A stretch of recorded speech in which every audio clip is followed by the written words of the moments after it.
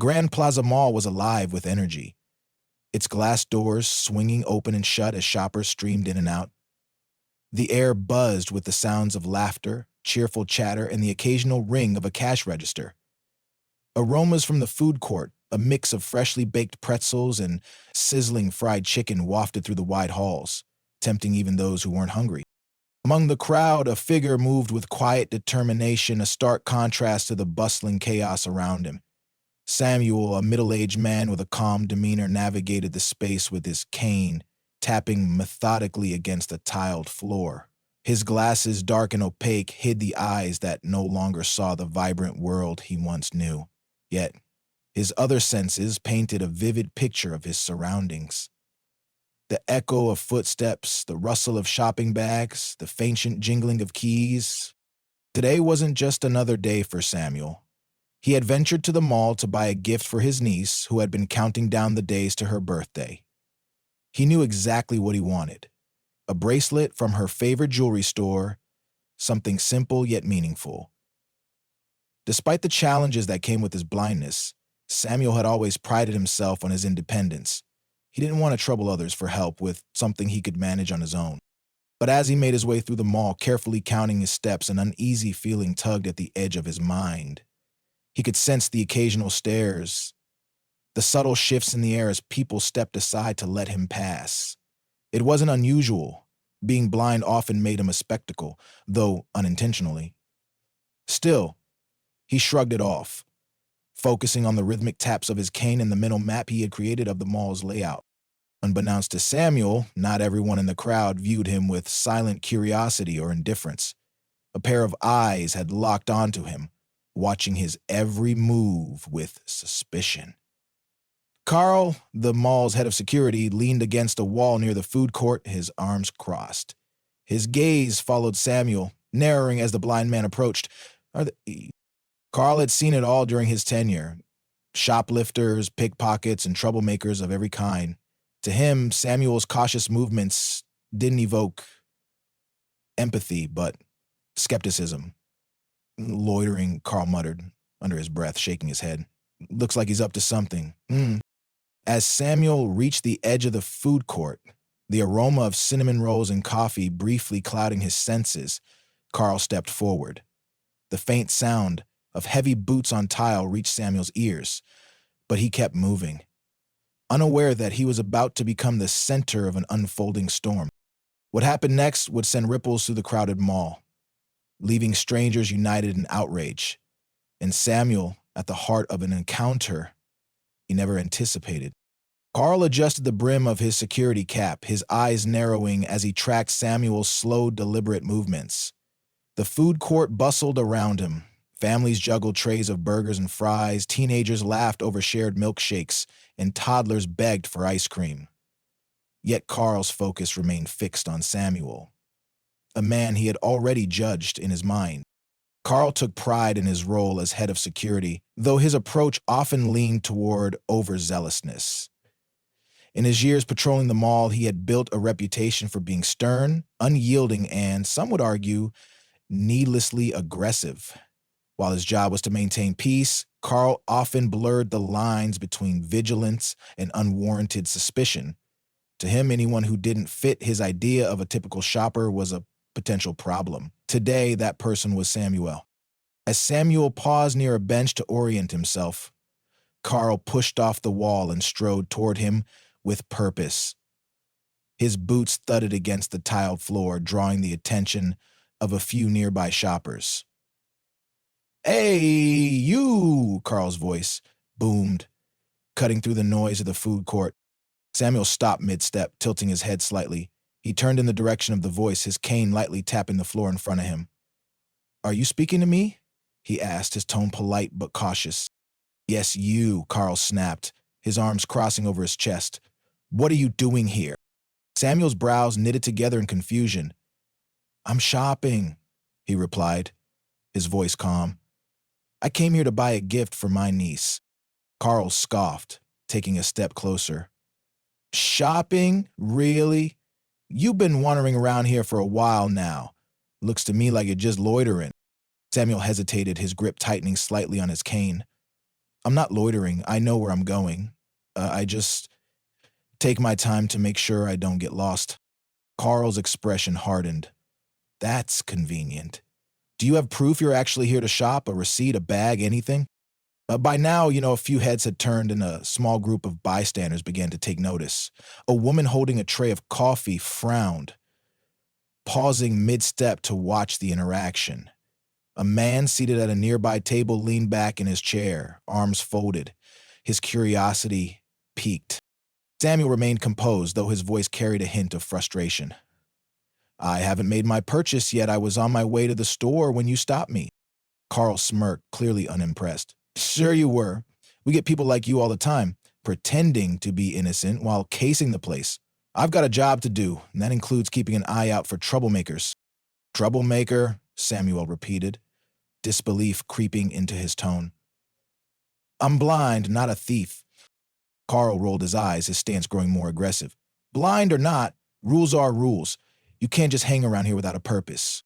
The crowd around them grew larger, a murmur spreading as more people began to realize what was happening. A teenager whispered to his friend, gesturing toward Carl and Samuel. A middle-aged woman shook her head, her expression a mix of discomfort and disapproval. Excuse me, Samuel said, his voice firm now. But I don't think it's your place to assume my intentions. I'm here for a reason, just like everyone else. Carl chuckled humorously. Oh, you think you're special. Let me tell you something. If you don't have proof of what you're doing here, I can ask you to leave. The young mother standing nearby turned to her husband, her voice low but audible. This doesn't feel right, she murmured. That man hasn't done anything wrong. Cried another. Samuel took a slow breath, steadying himself. I don't want any trouble. I'm just here to shop. If you let me... You're causing trouble by arguing with me, Carl interrupted, his tone sharp. Now I'm not going to ask again. Either you leave, or I'll escort you out myself. The tension in the air was palpable. By now, a small semicircle of onlookers had formed, their faces a mix of curiosity, discomfort, and quiet outrage. Some had their phones out, recording the scene. Others exchanged glances, silently questioning whether they should step in. A young woman standing near the edge of the crowd clenched her fists, her jaw tightening. Her name was Emily, a law student with a strong sense of justice. She had been watching the exchange from the start, her heart pounding with indignation. As Carl stepped closer to Samuel, towering over him, she took a deep breath and pushed away through the onlookers. Excuse me? Emily said loudly, her voice cutting through the growing murmur of the crowd. All eyes turned to her as she stepped forward, placing herself between Carl and Samuel. What exactly do you think you're doing? Emily squared her shoulders as she stood between Carl and Samuel, her gaze unwavering. The young law student had been on her way to meet a friend when she first noticed the interaction. What began as mild curiosity had quickly morphed into indignation as she listened to Carl's harsh tone and unjust accusations. Now, standing in the middle of the scene, she could feel the weight of the crowd's eyes on her. Excuse me, she repeated firmly, directing her words at Carl. What exactly do you think you're doing? Carl's expression shifted, irritation flickering across his face. Ma'am, this is none of your concern. I'm doing my job, ensuring the safety of the mall. Emily didn't flinch. Safety? From what? A blind man trying to buy a gift for his niece? Because from where I'm standing, it looks like you're harassing someone who hasn't done anything wrong. The crowd murmured in agreement. A teenager whispered to his friend, Yeah, she's right. While an older man near the food court nodded silently. Carl's jaw tightened as the ripple of discontent spread through the onlookers. Look, I don't have to explain myself to you, Carl said, his voice rising. This man has been loitering, and I have every right to question him. Emily crossed her arms, her eyes narrowing. And has he done anything to suggest he's a threat? Has he stolen anything, hurt anyone, or are you just making assumptions based on how he looks? Samuel, still standing quietly behind her, tilted his head slightly, as if trying to process the unexpected defense. He could feel the tension in the air, the sharp edges of Carl's anger clashing with the soft but firm resolve in Emily's voice. Carl took a step forward, his posture rigid. "Ma'am, I suggest you step aside before this gets out of hand." Emily didn't budge. "It's already out of hand because you made it that way. You're embarrassing yourself in this mall by treating an innocent man like a criminal." The crowd grew bolder. "She's right," someone called out. A woman with a stroller at it. "Leave him alone!" Another voice chimed in. "What's your problem, man?" She was. Carl's face reddened as the weight of the crowd's disapproval began to press down on him. He glanced around, his usual air of authority beginning to falter. "Everyone needs to calm down," he barked, though his voice lacked its usual confidence. Emily saw her opening and pressed on. "You're the one who needs to calm down. And you owe Samuel an apology for how you've treated him." "Apology?" Carl scoffed, his voice cracking slightly. "I'm just doing my job." "Harassment isn't part of your job," Emily shot back. Her tone was steady, but her words were sharp. "Your job is to protect people, not to intimidate or humiliate them." The crowd murmured louder now, their collective disapproval growing more vocal. Phones were raised, capturing the interaction on video. Carl shifted uncomfortably, his usual air of control slipping further with each passing moment. A mother holding a child on her hip turned to the person next to her. "This is ridiculous," she said, loud enough for Carl to hear. "That man hasn't done a single thing wrong." Carl glanced around, the accusatory eyes of the crowd now firmly fixed on him. He raised a hand, as if to regain control. "All right, everyone, just back off. This is between me and him." "No, it's not," Emily interrupted, her voice rising slightly. "It's between you and your inability to recognize your own bias. Samuel deserves respect, not this shameful display of power." The crowd erupted in agreement. "Yay!" Someone yelled, "Leave him alone!" More voices joined in, echoing their support for Samuel and their disdain for Carl's actions. Carl opened his mouth to respond, but his words were drowned out by the growing tide of voices. He looked to the edges of the crowd, searching for support, but found none. His face flushed with frustration and embarrassment as the realization dawned that he had lost control of the situation. Samuel, still standing quietly, finally spoke. "I don't want any trouble," he said softly, his voice carrying a mix of weariness and gratitude. "I just came here to shop." "And you should be able to," Emily said, turning to him with a reassuring smile. "Without being treated like this," the crowd cheered at her words, a wave of solidarity washing over them. Carl, now visibly flustered, took a step back, his earlier bravado reduced to silence. At that moment, a tall man in a suit appeared at the edge of the crowd, his expression calm but authoritative. The murmurs quieted as the mall manager stepped forward, his presence commanding attention. The crowd parted as the mall manager approached, his measured steps and sharp suit exuding authority. Mr. Peterson, a man known for his calm demeanor and fair judgment, had been alerted to the commotion by a flood of concerned calls from employees and shoppers. His expression was neutral, but his piercing gaze shifted between Carl and Samuel, assessing the situation.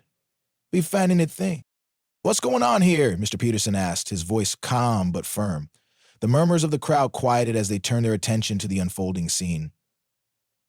Carl straightened his posture, clearly grasping for control. "Sir, I was just doing my job.